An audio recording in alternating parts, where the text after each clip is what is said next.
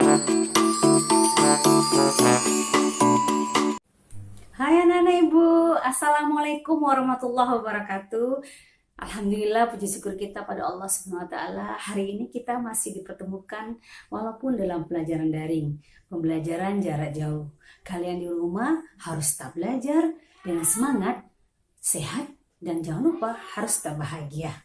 Baiklah anak-anak ibu, materi kita hari ini untuk pelajaran IPS adalah materi untuk bab yang pertama tentang manusia, tempat, dan lingkungan. Nah, materi pertama ini bab 1 mengenai pengertian ruang dan interaksi antar ruang. Baiklah, untuk mempelajari lebih jauh lagi, mari kita simak video berikut ini. Check it out. Materi kita manusia, tempat, dan lingkungan. Yang pertama adalah pengertian ruang dan interaksi antar ruang. Dari ilustrasi ini menyatakan bahwa makhluk hidup di muka bumi memerlukan ruang untuk melangsungkan kehidupan. Tanpa adanya ruang, maka manusia dan semua makhluk hidup tidak memiliki tempat hidup. Dengan demikian, pengertian ruang adalah tempat di permukaan bumi, baik secara keseluruhan maupun hanya sebagian yang digunakan oleh makhluk hidup untuk tinggal.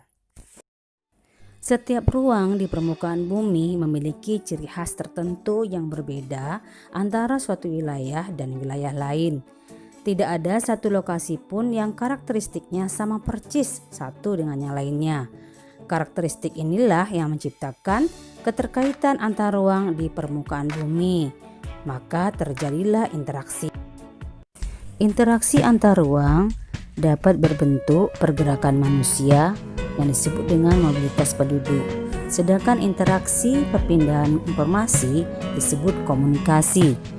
Dan interaksi yang melalui perpindahan barang atau energi disebut transportasi. Ada beberapa kondisi saling bergantung yang diperlukan untuk terjadinya interaksi keruangan. Yang pertama, saling melengkapi. Kedua, kesempatan antara. Dan yang ketiga, dipindahkan. Daerah A penghasil ikan, sedangkan daerah B penghasil sayuran.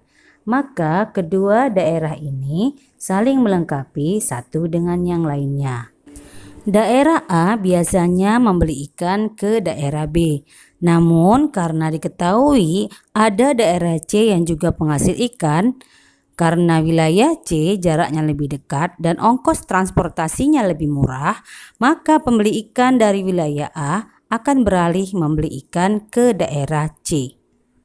Seorang pedagang yang akan menjual barang dagangannya dari daerah A ke daerah B, namun jalan menuju daerah B mengalami banjir besar sehingga tidak bisa dilalui. Akibatnya orang tersebut tidak jadi menjual barang dagangannya ke daerah B.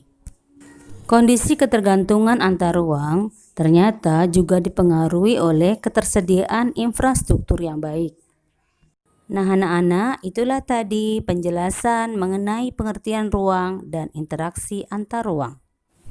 Alhamdulillah anak sekalian, materi untuk bab pertama mengenai pengertian ruang dan interaksi antar ruang sudah selesai. Semoga kalian dapat memahaminya dan bermanfaat untuk kalian.